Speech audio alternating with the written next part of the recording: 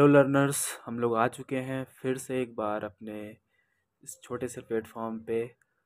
और I hope आप सब बढ़िया होंगे और अपने पढ़ाई को एंजॉय कर रहे होंगे। एंजॉय इन द सेंस कि एंजॉय से पढ़ रहे होंगे, एंजॉय नहीं कर रहे होंगे, राइट। एंजॉय के साथ साथ सीरियस भी होना है क्योंकि एग्ज़ाम आने वाले हैं। Pre board exam I think चल भी रहे होंगे जो भी स्कूल में होते हैं।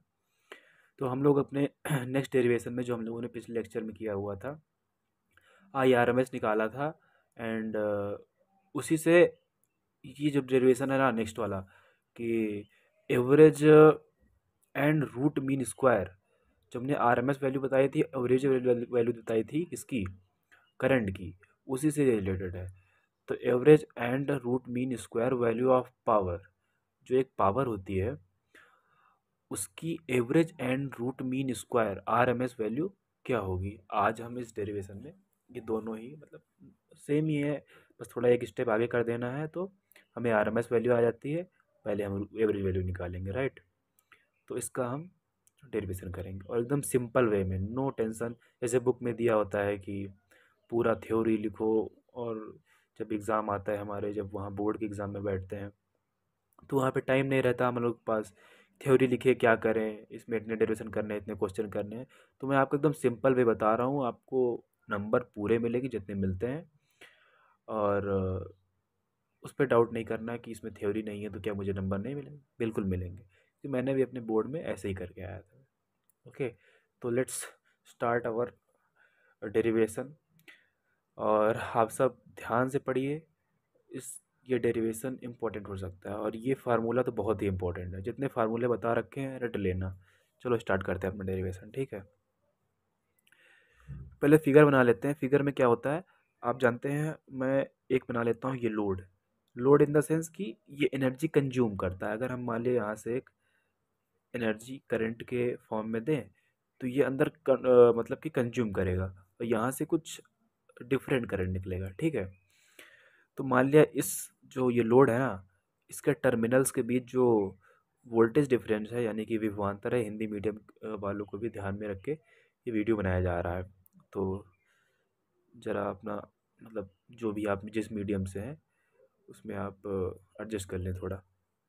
तो हमने बताया था, मैंने आपको ये इक्वेशन बार बार बताई है, V बराबर V0 साइन ओमेगा टी। ये किसके लिए होती है? वोल्टेज के लिए, ठीक है। जो हम वोल्टेज अप्लाई करते हैं किसी एलिमेंट पे, चाहे वो लोड हो, चाहे आर हो, मतलब रेजिस्टेंस हो, चाहे इंडक्टेंस हो, चाहे कैपेसिटेंस हो। वो मैं अभी आगे आपको पढ़ाएंगे क्या क्या होते हैं सब। अभी आप ये देखिए।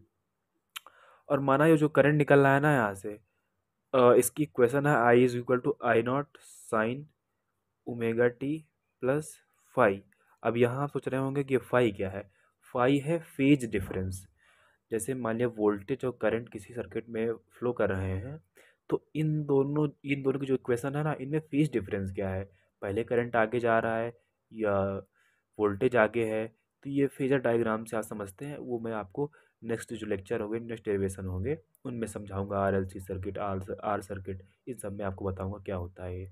अभी का समझिए कि जो फाई है, फाई इज फेज डिफरेंस।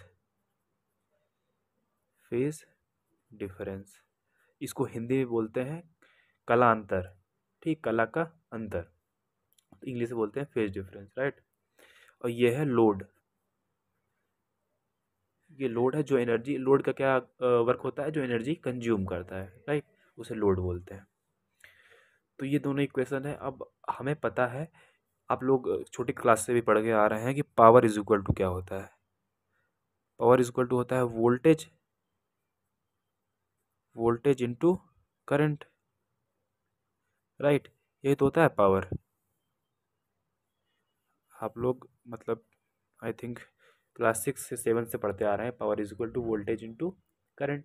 अब हमको क्या लिखना है, अगर इसको सिंबॉलिक फॉर्म में लिखे तो P is equal to V into I. अब आप वो ओम्स लॉ से चेंज कर सकते हैं। V is equal to I into R होता है, V की जगह आई आर पुट कर सकते हैं, या आई की जगह V अपन आर पुट कर सकते हैं। तो इससे डिफरेंट डिफरेंट फार्मूले निकल आते हैं। फार्मूला बनाना आपको सीखना होगा कैसे बनते हैं, ठीक है। ये सब पुट करके नए फार्मूले बन जाते हैं, बच्चे वही रटते हैं और उन्हें नहीं पता ये कहाँ से आया है। तो ये सब पुट करके आते हैं। अब देखते हैं कि हमारा पी एवरेज कैसे निकलेगा, राइट। तो P is equal to V की वैल्यू क्या है, मैंने देखो यार लिखा इक्वेशन, यही आपको पुट कर देना है, इन दोनों की वैल्यू आपको इस इक्वेशन में पुट कर देनी है, P is equal to VI में। तो V की वैल्यू पुट करते हैं तो V not sine omega t into I की वैल्यू पुट करते हैं तो I not sine omega t plus five, right. अब ये दोनों मैंने आपको पहले भी लेक्चर में बताया था, हर लेक्चर में बताता हूँ, ये दोनों कांस्टेंट है, तो इनको हम आगे कर लेते हैं। तो V not into I not sine omega t. अब आपने पढ़ा होगा साइन ए प्लस बी, ये ए है ये बी है, अगर साइन ए प्लस बी का फार्मूला लगाते हैं तो क्या होता है, साइन ए प्लस बी का फार्मूला क्या होता है, मैं साइड में लिख दे रहा हूँ, जिनको आता ही होगा वैसे सबको, कि आप लोग 12th में पढ़ रहे हैं। Sine A plus B is equal to होता है sine A into cos B plus cos A into sine B, right. ये साइन ए प्लस बी का फॉर्मूला है। अब यही अप्लाई कर देते हैं यहाँ पे, ठीक है। अब साइन ए की जगह क्या है ओमेगा टी प्लस, और बी की जगह क्या है फाइव, तो साइन, इसको ब्रैकेट में कर लेते हैं, साइन ए की जगह क्या है omega t into cos b की जगह क्या है फाइव प्लस कॉस ए की जगह क्या है ओमेगा टी, तो कॉस ओमेगा टी, बी की जगह क्या है फाइव, तो साइन फाइव ब्रैकेट बंद, ठीक है। तो P will be equal to I not to V not into I not sine. अब इसको अंदर मल्टीप्लाई कर देते हैं, अंदर मल्टीप्लाई करेंगे, साइन ओमेगा टी है और साइन ओमेगा टी है, तो साइन स्क्वायर ओमेगा टी हो जाएगा ना, into cos five plus cos omega t. अब देखो ये अंदर जाएगा into sine omega t into cos five. समझ में आया ना कैसे हुआ ये, केवल मल्टीप्लाई किया है, ठीक है। साइन ओमेगा टी का अंदर मल्टीप्लाई कर दिया ब्रैकेट में, तो इंडिविजुअली मल्टीप्लाई हो गया, तो यहाँ पर एक साइन ओमेगा टी पहले से था तो ये स्क्वायर हो गया, राइट। और यहाँ sine omega T, cos omega T और cos five, sorry sine five है, कॉस फाइव नहीं साइन फाइव है, साइन पे वैसे भी इसका कोई मतलब नहीं है, बताता हूँ क्यों मतलब नहीं है आगे, बट आपको करना होगा उसमें डेरिवेशन में। अब हमको एवरेज वैल्यू निकालनी है इसकी, एवरेज वैल्यू के लिए क्या करते हैं पी एवरेज, एवरेज के लिए ये सिंबल लगाते हैं ना, आपको हर वीडियो में जो भी मैं बता रहा हूँ कि एवरेज का क्या महत्व है, एवरेज की बहुत ज़्यादा यहाँ नीड होती है, मतलब खासकर इसमें अल्टरनेटिंग करंट में V not into I not, क्योंकि ये क्या है कांस्टेंट है, कांस्टेंट में लगता है, कांस्टेंट में एवरेज नहीं लगता है। अब एवरेज किस में लगेगा, वेरिएबल जो टी के फॉर्म में है, ये भी कांस्टेंट है, फेज डिफरेंस कांस्टेंट होता है ना यार, ये भी साइन फाइव भी कांस्टेंट है, तो जिसमें जिसमें टी है ना, क्योंकि टी वेरिएबल है, टाइम है, टाइम वेरी करता है, इसलिए इसमें अपना एवरेज हम लगा सकते हैं। तो अंदर किसका किसका एवरेज होगा, साइन स्क्वायर ओमेगा टी का एवरेज होगा, और कॉस फाइव तो वैसे ही रहेगा, ठीक है। प्लस अब यहाँ देखो, अगर टू से मल्टीप्लाई करें ऊपर, टू से डिवाइड करें, टू से मल्टीप्लाई कर दिया, टू से डिवाइड किया, जो देखो यहाँ टू से अगर मल्टीप्लाई करें, टू से डिवाइड करें, two cos A sine B, sorry two cos A sine A, तो आपने कॉस साइन टू ए का फार्मूला पढ़ा होगा ना, sine two A equal to क्या होता है sine A two sine A into cos A, तो ये ए मान लो इसको, या थीटा मान लो, कुछ भी मान लो, दोनों जगह सेम होना चाहिए। तो ये साइन टू ए का फार्मूला बना कि नहीं बना, ए की जगह क्या है ओमेगा टी, तो साइन यहाँ वन अपान होगा two sine two omega t into sine five जो बचा ये, ठीक। और इसमें क्या होगा एवरेज, क्योंकि ये वेरिएबल है, मैंने एक स्टेप यहाँ वो किया है, अगर आप करना चाहें तो एग्ज़ाम में कर सकते हैं। टू से मल्टीप्लाई और डिवाइड करेंगे, two sine A into cos A will be equal to sine two A, right. तो ये साइन टू ओमेगा टी, एक ही जगह क्या था ओमेगा टी, इसलिए मैंने ओमेगा टी रख दिया, ठीक है।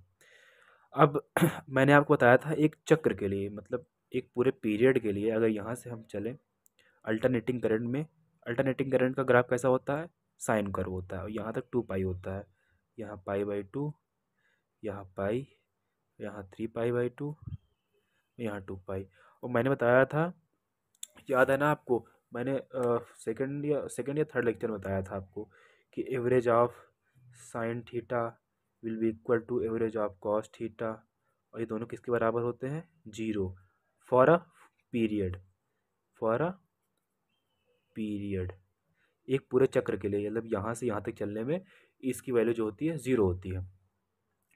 और साइन स्क्वायर थीटा की बात करें तो वो भी बराबर होता है कॉस स्क्वायर थीटा के एवरेज वैल्यू, एवरेज वैल्यू की बात कर रहा हूँ मैं। और ये किसके बराबर होता है? 1/2 के, मतलब हाफ के बराबर होता है। तो ये अभी हम देखो यहाँ यूज कर लेंगे। तो average value of P will be equal to V not into I not. ठीक है, अब ये साइन इसका यहाँ कुछ भी हो वो डिपेंड नहीं करता, क्योंकि हम एक पीरियड के लिए निकाल रहे हैं ना पी एवरेज। तो यहाँ पर डिपेंड क्यों नहीं करता? क्योंकि यहाँ पर टी वेरिएबल है, मैंने बोला कि थीटा, थीटा कुछ भी हो सकता है, और उसकी वैल्यू हमेशा 1/2 होगी फॉर अ पीरियड। तो यहाँ पर हम क्या रखेंगे? डायरेक्ट 1/2, और क्या बचा? Cos phi. और मैंने आपको प्लस साइन थीटा, थीटा की जगह कुछ भी होना चाहिए, मुझे कोई डिपेंड नहीं है, कुछ भी नहीं फर्क पड़ता है थीटा की जगह क्या है। मैंने बताया साइन थीटा और कॉस थीटा की वैल्यू बराबर होती है फॉर अ पीरियड, इसलिए ये साइन थीटा ही तो है, तो इसकी वैल्यू कितना हो जाएगी? जीरो होगी। तो ये सब लेके सबको जीरो हो जाएगा, टोटल ये पार्ट जीरो हो जाएगा, तो इसलिए हम जीरो लेते हैं। ठीक है, पी एवरेज क्या हो जाएगा? V not I not into I not, ये कॉस फाई बाई 2।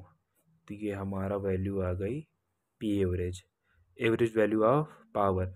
और यहाँ वेयर कॉस फाई क्या है? ये बहुत ही इंपॉर्टेंट चीज़ है, ये बच्चे अक्सर याद नहीं रखते हैं, और ये छोटे से एक नंबर में पूछ लेते हैं और बच्चे इसको गलत करके चले जाते हैं। इसको बोलते हैं पावर फैक्टर। वो फेज डिफरेंस दे देंगे और बताएंगे पावर फैक्टर क्या है। अब बच्चे सोचने लगते हैं पावर फैक्टर क्या है। तो इसको याद रखिए, इसको बोलते हैं, हिंदी में बोलते हैं शक्ति गुणांक, शक्ति गुणांक। ठीक है, इंग्लिश में पावर फैक्टर, हिंदी में शक्ति गुणांक, केवल कॉस फाई को। ठीक है, ये आप रिमार्क करके साइड में इसे कॉलम बना के लिख लीजिए। तो ये एवरेज वैल्यू आ गई। ठीक है, फार्मूला आपको याद रखना है हमेशा कि एवरेज वैल्यू का फार्मूला क्या होता है, और इस पर डायरेक्ट क्वेश्चन आते हैं। ठीक है, अब हमको एक स्टेप आगे करना है, पूरा डेरिवेशन नहीं करना है। अगर आपसे पी आर एम एस पूछता है, पी एवरेज पूछता है, आप यही डेरिवेशन करेंगे, एक स्टेप और आगे करेंगे तो पी आर एम एस मिल जाएगा। अगर पी एवरेज पूछता है आपसे, तो आप यही तक कीजिए, और पी आर एम एस पूछता है तो एक स्टेप और आगे कर दीजिए। अब वो स्टेप क्या है मैं आपको बताता हूँ। देखो, पी एवरेज ऐसा, ये ऐसा है। अब इस टू को हम क्या लिख सकते हैं? टू को √2 इंटू √2 लिख सकते हैं कि नहीं? बोलिए, √2 इंटू √2 बराबर टू ही तो होता है। तो V not into I not into cos phi, two को लिख दिया हमने √2 वन √2। अब आप याद करिए, मैंने आपको सेकेंड थर्ड लेक्चर में बताया है कि आई आर एम एस की वैल्यू क्या होती है। आई आर एम एस की वैल्यू आपको बताया कि नहीं बताया हमने? क्या है? I not by √2। और वी आर एम एस की वैल्यू भी यही होती है, क्या होती है? V not by √2। ये value I R M S और वी आर एम एस की होती है, मैंने आपको डेरिवेशन करा चुका हूँ मैं। आप याद रखिए वैल्यू, आई होप आपको याद होगी अभी। बस यही एक स्टेप है, आपको पूरा डेरिवेशन नहीं करना पड़ेगा जैसे छपाते हैं बुक में, वैसा नहीं करना होगा। बस एक स्टेप आगे बढ़ा के आप आर एम एस की वैल्यू निकाल सकते हैं। अब आगे लिखेंगे आप पी एवरेज नहीं लिखेंगे, आगे आगे आप लिखेंगे P R M S. P R M S क्या लिखेंगे यहाँ पर? आई आर एम एस, क्योंकि सॉरी आई नॉट बाई √2 क्या होगा? आई आर एम एस, और वी नॉट बाई √2 क्या होगा? V R M S into cos phi. ये हो गया आपका पी आर एम एस। देख लो, इतना सरल, इतना सिंपल तरीका आपको कहाँ मिलेगा बताइए? एकदम, मतलब कि कोई थ्योरी नहीं, कोई वो नहीं, एकदम सटीक जो भी डेरिवेशन है। और इससे इसको आपको प्रैक्टिस करने में बहुत आसानी होगी, क्योंकि एक बार कर लिया ना, दोबारा अपने आप ही रट जाएगा। और फटाफट करते, मैं आपको समझा के बता रहा हूँ, नहीं तो ये डेरिवेशन 1 मिनट नहीं लेता होने में। समझ रहे हैं ना आप? फटाक से करके, और ये फिगर वगैरह थोड़ा बना देंगे तो आपका इंप्रेशन अच्छा हो जाएगा टीचर के ऊपर। तो आप ध्यान रखिए, और ये डेरिवेशन इंपॉर्टेंट है, और ये फार्मूले वेरी वेरी इंपॉर्टेंट है। फार्मूले, दोनों फार्मूले आप रट लीजिए। वैसे ये आपको आएगा तो ये अपने आप ही आएगा। और ये कॉस फाइव पावर फैक्टर होता है, शक्ति गुणांक होता है, याद रखिए हमेशा। और ये अभी मैं आपको पहले पढ़ा चुका हूँ, ये बता चुका हूँ, डेरिवेशन बता चुका हूँ। आई होप आपको याद होना चाहिए। ये वाला क्वेश्चन आते हैं क्योंकि बच्चे कंफ्यूज हो जाते हैं इसमें, तो मैं भी होता था इस पर कंफ्यूज, इसलिए मैं आपको बता रहा हूँ। और ये लोड समझ में आया ना कैसे किया मैंने। Thank you. आप लोग प्रैक्टिस करिए इसकी, और जब तक नहीं है तब तक प्रैक्टिस करिए। और अभी मैंने किया, अगर आप जब भी लेक्चर देख रहे हो ये, अगर आप मुझसे पढ़ें उसके बाद फिर तुरंत ये लेक्चर बंद करें और प्रैक्टिस करें। अगर फिर भी नहीं आ रहा फिर एक बार देख लें, फिर प्रैक्टिस कर लें। जब तक नहीं आएगा तुरंत कर लेंगे तो आ जाएगा, सोचेंगे बाद में करूँगा तो फिर दिक्कत हो सकती है। और लेक्चर मैं डालता रहूँगा, आप लोग देखते रहिए। जो भी दिक्कतें हैं आपकी, मतलब कि क्वेश्चन की कोई दिक्कत है, मैंने डिस्क्रिप्शन में फिर से अपना लिंक दे रहा हूँ उसका, टेलीग्राम का। आप ज्वाइन करिए और अपना क्वेश्चन का फ़ोटो खींच के उसमें डालिए, आपके क्वेश्चन का सलूशन मैं यहाँ तुरंत भेजूँगा। ठीक है। और मैंने एक क्वेश्चन डाला था वो रेसिस्टेंस वाला, किसी ने आंसर नहीं दिया उसका, एक बच्चे ने दिया है केवल। तो ट्राई करिए, आपसे लग रहा है कि नहीं लग रहा है। और इसमें सॉल्टेड, मैं बता रहा हूँ, थोड़ा हिंट दे रहा हूँ आपसे, उसमें सॉल्टेड रेजिस्टेंस है कुछ, दो चार रेजिस्टेंस ऐसे हैं जो सॉल्टेड हैं, उनको आप काउंट नहीं करेंगे। उसका आंसर 5 है, मैं आपका आंसर बता दे रहा हूँ। और आपसे ट्राई करें, आप अगर हो रहा है तो आप उस पर कमेंट करके ये सॉल्व करके बता सकते हैं। चलिए, थैंक यू, और प्रैक्टिस करते रहिए बोर्ड एग्ज़ाम के लिए।